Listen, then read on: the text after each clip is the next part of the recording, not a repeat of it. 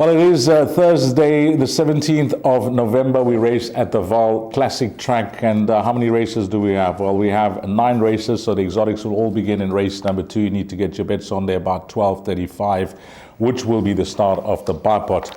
Well, at Gallop TV, the preview shows and everything that we do here in Gold Circle Country, we're always trying to do something different for the viewers, something different for the punters, and our launch of a guest in the respective centres around the country. And for our Highveld race meetings, we have brought aboard, well, you can guess it. All I can tell you, he is my friend, he's my colleague, and he's now trying to make his name on the international stage, doing a sterling job flying the flag high for South Africa. It's none other, have you guessed it? Well, it's none other than Alistair Cohen. Ali, how are you doing?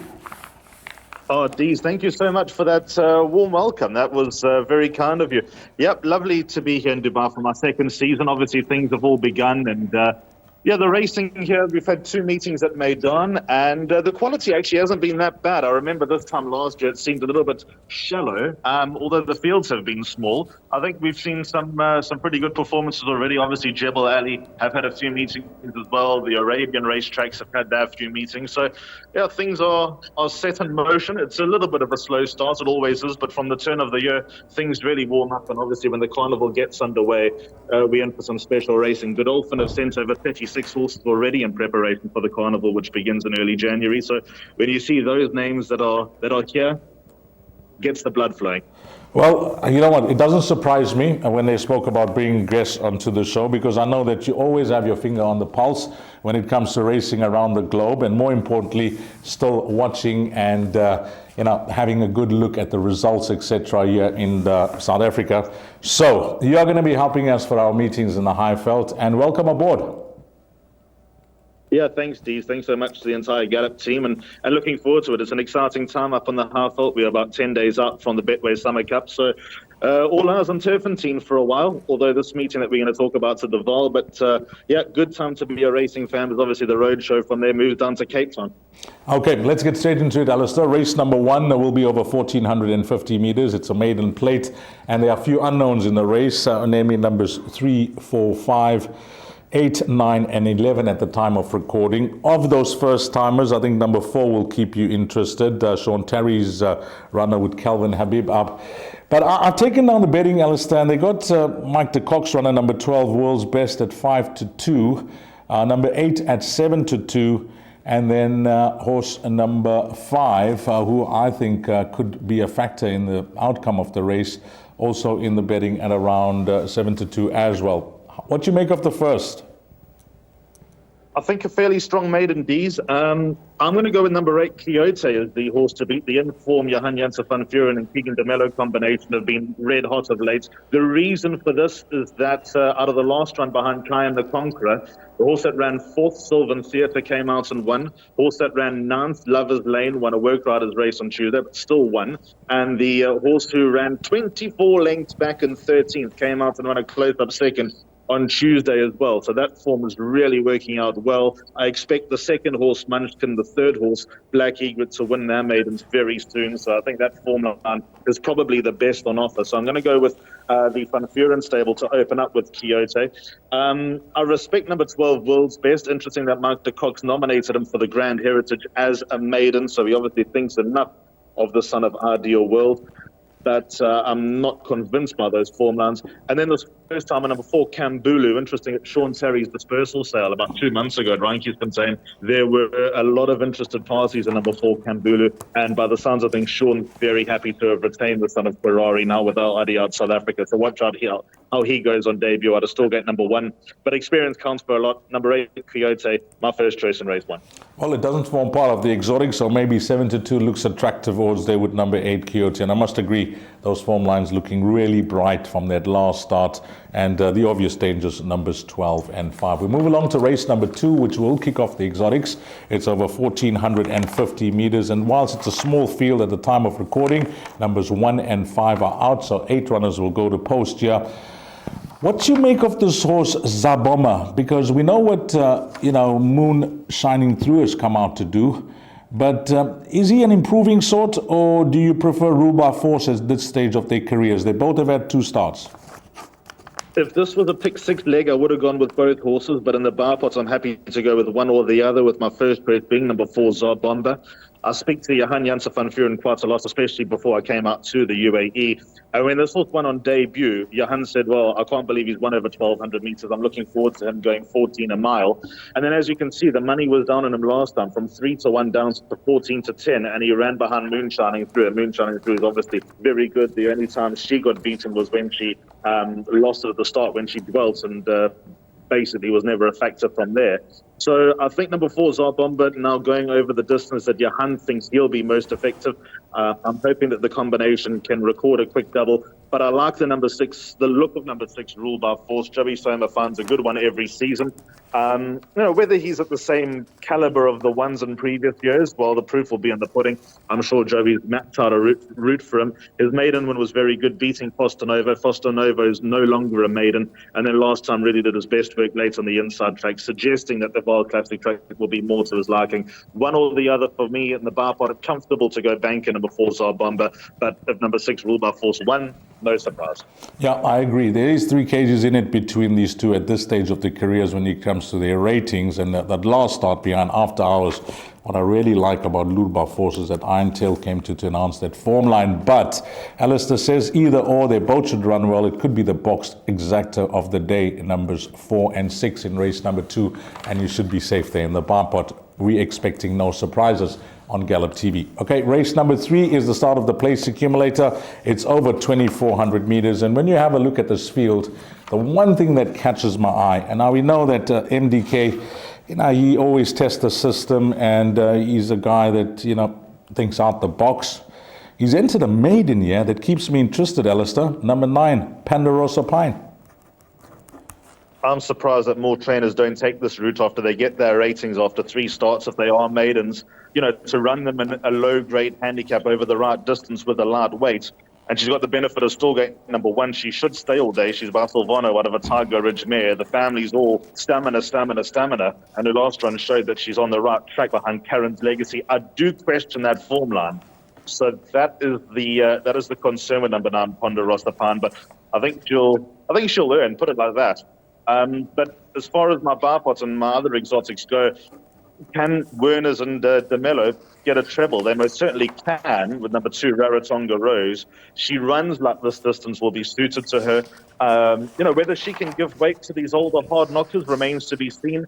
I like the run of number 3 last time out. Interestingly enough, for a 6-year-old who's run 34 times, this is her first start over 1.5 miles, over 2,400 meters. But the way she stayed on last time, I think, with the vein of form that she's in, she's probably the more reliable pick in race number 3 in what is a very tricky race. How many horses in the PA? In the PA and bar pot, going with 2 horses, 2 and 3, Rarotonga Rose and 3 last year. I agree. I like both those runners. Then we move along to the big one. It is the pick 6, race number 4, 13:35. It's over 2,000 meters. At the time of recording, number 1, Wandering Star, is a scratching. So we got 10 runners that go to post here. Now, the betting makes it a 2-horse race, and the bookmakers can't split them. They really can't. 16-10, number 2 Player. Number 3, San Quintin at 17-10. Yes, there is 1.5 kgs in it that favors number 3, San Quintin. Is it a 2-horse race? Are we going to be safe with both these horses in the pick 6, or do we have to look wider? I've gone with 2 horses in my place accumulator and bar pot, but I am going to go a bit wider in my pick 6. The 2 obvious horses are number 2 Player and 3 San Quintin. Obviously, I can give viewers a little bit of insight with number 2 Player. Candice has always been looking forward to running this horse over 2,000 meters. A little bit worried with the lack of work that, I suppose it goes for all Reinke Spintain trainers, have been able to put into their horses of late. So that's got to be a query. But having run 14 days ago, I don't think he'll feel the lack of fitness compared to maybe some of the others. So, looking for a hat-trick handicap has probably been kind to him. I know he fell across the line over 1,600 meters last time up, but he did need that run, and he'll be a fitter horse this time around. And then respect for number 3, San Quintin as well. I'm a little bit dubious whether 2,000 meters is what he's looking for, to be honest. Last time he moved up to a point and didn't quite go on with it. I think he'll need... I'm just looking for a bit of pace here. There's no real pace angle. There are quite a few that'll bank on a good pace. He might not end up getting things run to suit. But all in all, I respect him because the weight suggests you have to.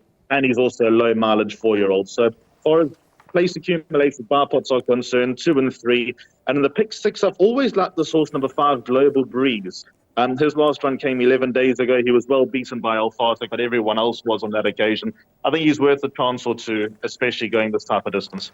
Okay, we agree. Numbers 2 and 3, as the betting has them for the bar pot and the place accumulator. If you're looking for a roughie, well, this will be a result for you. Wow, this will be a proper result for you. 16-1, number 4, Global Breeze. If that arrives in the first leg of the pick 6, your ticket's already worth money. Race number 5 will be Jackpot 1. It's at 14:05, 1,600 meters. And here they are betting 7-2 the field, Alistair. You know, when you have a look at the top of the boards, Wafif's at 7-2, and then the next best, it's at 4-1, which is Leopold, and then it's 5-1 and Better the Balance. Wafif, Stuart Pettigrew's runner, if you take a stance that he would have needed that last start, would have brought him on a ton. I think he looks like the right horse in this field for the PA. If I'm looking for a roving banker and quartets and trifectas, he's the horse that I like, number 2. This is the race where you're going to make inroads. I don't like the race. If you are going to make a stance, I might be with you with number 2 with Thief. That last meeting was just before I departed for Dubai, and I was at Turffontein that day. And the word going around, obviously I'm good friends with Stuart Pettigrew, and I chat a lot to a lot of his big owners. And they all said, with Thief not ready. And he ran accordingly. So if he's more ready this time around and shows that consistency that he's well known for, then he'll be a big runner. But it's such a muddled race. You got Reunion here, and I think he's probably the key, because if he's on a going day, he'll absolutely trot up, and if he has a bad day, he'll look desperate in defeat. You don't know what Reunion's going to turn up, but what you're likely to get with Reunion is a good pace, and that could set up for number 2 with Thief, and also the ever-consistent number 3, Nordic Rebel. And credit to Erico Verdenese. I think he stats this season of being the best. He's got the best winners to run his stats in South Africa this season. And if Nordic Rebel were to run in the first 2, he'll take his career earnings past R1 million. So credit to Erico for keeping this horse on the boil. I think he's got a lively chance.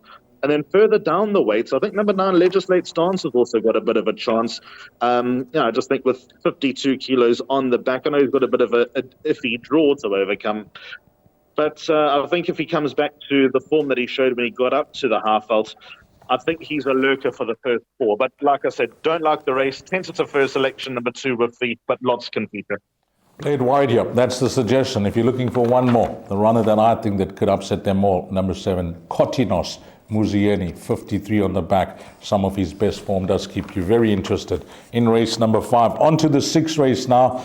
And when we talk about races that you're going to have to play it wide, I hope that we're going to play it short in one of the legs, because here's a race that I don't like. I know that Electric Gold is possibly, the horse that many will be looking upon. The form lines of his are strong as well. When he reeled off the hat trick with obviously Paul Peter, he'll be having his first run for the stable. If he makes it 4 on the bounce, having his first start for Sean Terry, I think he's then a very exciting horse for the season. How do you see it here, race number 6? I'm not convinced at all with any of these runners.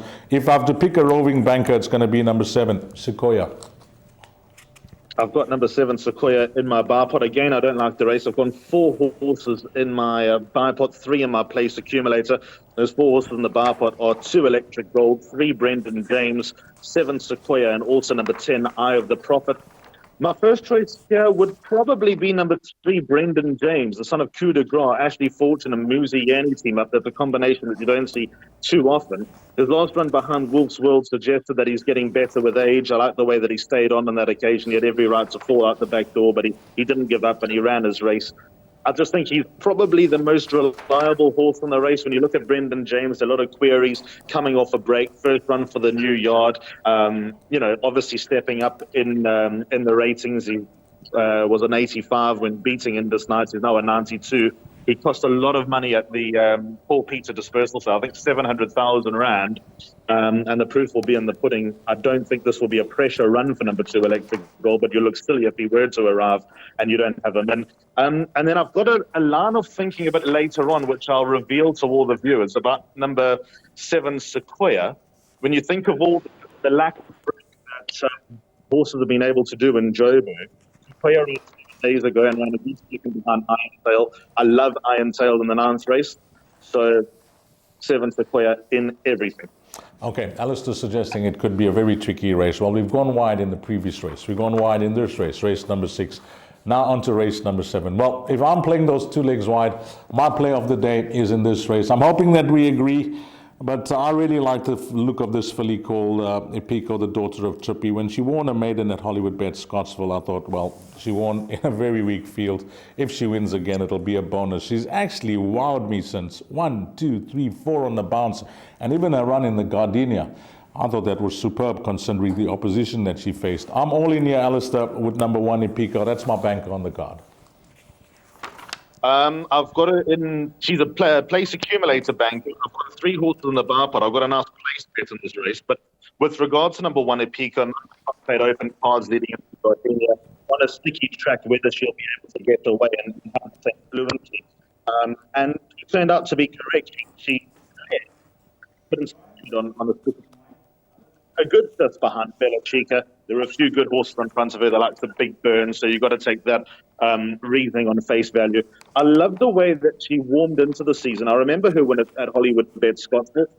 I had similar thoughts to you that, she'd do well, certainly to win her next few starts, but she came up just sound. She was flying. She was going down to the start looking $1 million in every start that she won. I missed her going down to the start in the Gardenia, I must be honest. But with that said, Mark de Kock's just got her fit, firing, well, sound, and all in between. So number 1, Epico, has to be a huge chance. And then my place bet in this race is number 7, Showtime. I think back at the Vaal, I think she could be quite dangerous here. Penultimate starts a flower bomb when giving her half a kilo. I think shows that she's a little bit better than that last run suggests. And the tongue tie also comes off number 7, Showtime. So she's my value play here. Okay, we move along to race number 8, which closes off Jackpot 1. It is the penultimate race on the card. In the 8th race over 1,000 meters, it's 5-2. The debut winner, number 7, Little Miss Moneybags. And then 9-2, number 1, Rose for Trippy. Number 2 is at 5-1. Looking for any others in single figures. Yep, number 10, Looking Hot, is at 8-1. And then it is 10-1 and Better the Balance. I'm not entirely convinced. I even will go as far as to say that 5-2 is too short about this filly. I know there was money for her first time out, suggesting that she's a filly that came to the track with a reputation, but that form line has had 10 runners in total. Nothing has come out of there beside places, and she's taking on a field where I think she will need to be above average. I'm not saying that she's not, but I'll be surprised if she goes back to back.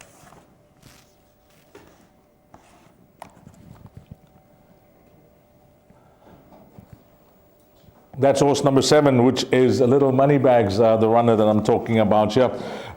Because that form line first time out, well, she got the job done, but she made heavy work of it. Yeah, she was entitled to do so. It was the first day at school as well, whilst we tried to get Alistair Cohen back on the line. Apologies for that. So number 7, Little Moneybags, I'm going to play to beat her. And whilst we got a banker in the previous race, it's very difficult for me to single out anything here. If we're running in the pick 6, I like to play it wide here in race number 8. So that's a wide race for me. Then we move on to the lucky last, which is over 1,450 meters. And in the 9th race, which is this classified stakes over 1,450 meters, hopefully we try and get Alistair back, because he told me off air that he likes the horse. Yeah, in the 8th race, Alistair, just to go back, I suggested that I think 5-2 is too short about number 7, Little Miss Moneybags, on what I saw first time out. There could be plenty more to come from her. I suggested play it wide there in race number 8. Yeah, I like nothing in race 8. I was glad to hear you wrapping that up. I thought you weren't going to come to me. If you had to push me for a first selection, I'd go with number 5, Rose Velvet, but with no degree of confidence. Interesting that DeMello rides number 3, Insatiable there. 1, Rose for Trippy, went very, very close to an unbeaten filly last time out, so she's got to be respected. A tough 8th race. I've made my play with Epico. You've suggested that you've got a play here in race number 9. Is it 2 bankers in the pick 6? Are you that confident with number 6, Iron Tail? I'm very confident with number 6, Iron Tail. He's got draw number 1, so that's obviously a big benefit over 1450 on the classic track. That's A. B, his rating for winning last week went from 65 to 67, so only got £2 for that. And according to the classified stakes program, obviously all the weights are banded. He is effectively a winner without a penalty. He's literally a winner without a penalty because he carries the same weight. He's still got 58 kilos on his back, so Corne Spies has placed him nicely. I believe the Vaal Classic track is also going to be to his liking. He just turned it on in time on the inside track. I think with a little bit more of a look-see over 1,000-meter straight, number 6, Iron Tail, will be more suited to. And also, if you go back to a meeting last week at Turffontein, it was that Sunday meeting, that Gardenia Victory Moon Day, out of 10 races, 4 of the winners were horses that had run within a week of each other. Now, Iron Tail is also going to be fit, having run a week ago. You could say the same for number 5, Funky Music, who finished 3 1/4 lengths behind Iron Tail.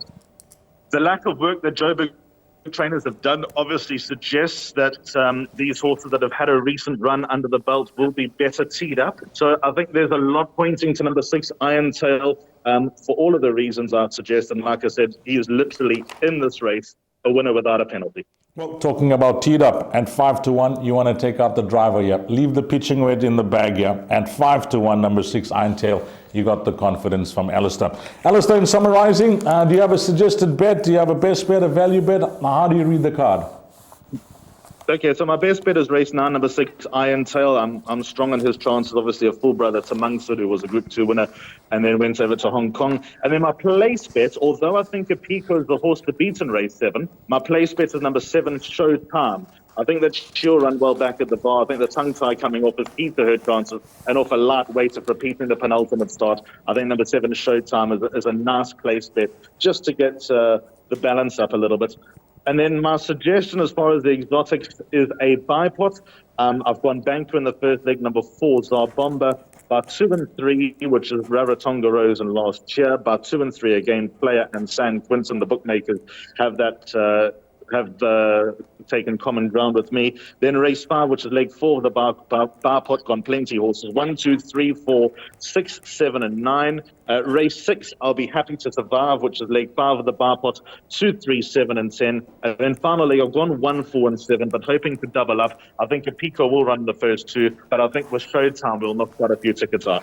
Been an absolute pleasure, Alistair. We've kept you a bit longer than we expected, and we thank you for your valuable time. This is all work in progress, and we'll try and streamline the show the next time we chat to you. Absolute pleasure. Have a blast, and all the best there in Dubai. Always a pleasure, Dees. Great to chat to you, and looking forward to the next time. Thanks to Alistair Cohen as we say goodbye to him. And we'll bring up my suggested bet for the race meeting, and it's quite simple. Alistair, he did like a place bet there in race number 7, but I really like the look of Apiko there in the 7th race, which is a banker. So if you're looking for 2 bankers, you want to take one of mine and one of Alistair's. Race 7, number 1, Apiko, and race 9, number 6. Iron Tail. From the entire team at Gallop TV, and that's our special guest, Alistair Cohen, the team, and myself, Dees Dynan. Until we meet again, you take care. Salani Gashle.